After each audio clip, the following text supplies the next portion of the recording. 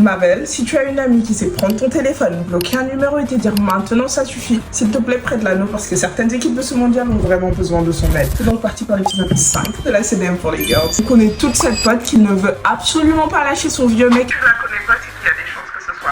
Et tu sais, avec cette pote, c'est toujours la même histoire. Il n'est pas constant, il l'épuise, il la rend folle, il n'est même plus celui dont elle était tombée amoureuse, mais elle s'accroche quand même. Elle va toujours te dire qu'ils ont un peu grandi ensemble, qu'il a été là dans des moments particulièrement difficiles. La réalité, c'est qu'elle s'accroche malheureusement à un passé qu'elle ne risque absolument pas de retrouver. Actuellement, c'est exactement le débat qui secoue le foot pour beaucoup de sélections. Le Portugal, la Belgique, le Sénégal, évidemment, refusent absolument de renoncer aux cadres qui ont écrit certaines des plus belles pages de leur histoire, qui ont tout donné à leur sélection, mais qui aujourd'hui ne sont plus capables d'enchaîner comme ils le faisaient avant. On a tout entendu cette débâcle autour de Cristiano Ronaldo, mais c'est également le cas de De Bruyne et de Lukaku en Belgique. Au Sénégal, Koulibaly, Gana Gueye, Sadio Mané qui étaient adulés de tous et font couler beaucoup d'encre dernièrement. Prenons le cas Koulibaly, pourquoi tout le monde s'attaque à lui? Il sort quand même de plusieurs mois de blessures dont il n'a pas vraiment récupéré. Malgré le fait qu'il ait tenu en échec Mbappé pendant 45 minutes, il a vite montré des signes de fatigue. C'est la même chose qui s'est passée, mais de façon encore plus flagrante contre la Norvège, où ce sont des erreurs techniques manifestes qui ont mené à ce qu'on encaisse autant de buts. Résultat, le Sénégal espère aujourd'hui pouvoir battre l'Irak des 3 à 4 buts d'écart pour pouvoir espérer faire partie des 8 meilleurs troisièmes repêchés. Et ce qui rend la chose encore plus énervante pour les copines, c'est-à-dire les supporters, c'est que pendant que ta copine, elle, s'accroche à son vieux mec, elle a des prétendants des plus sérieux, des plus fiables, des plus performants et passionnés. Certains ont déjà prouvé, c'est le cas de Iliman Dia et Ibrahim Mbaye. Bref, c'est une génération entière qui n'attend qu'une chose, qu'on leur fasse confiance. J'espère qu'avec tout ça, t'auras compris tout ce tollé autour de Ronaldo et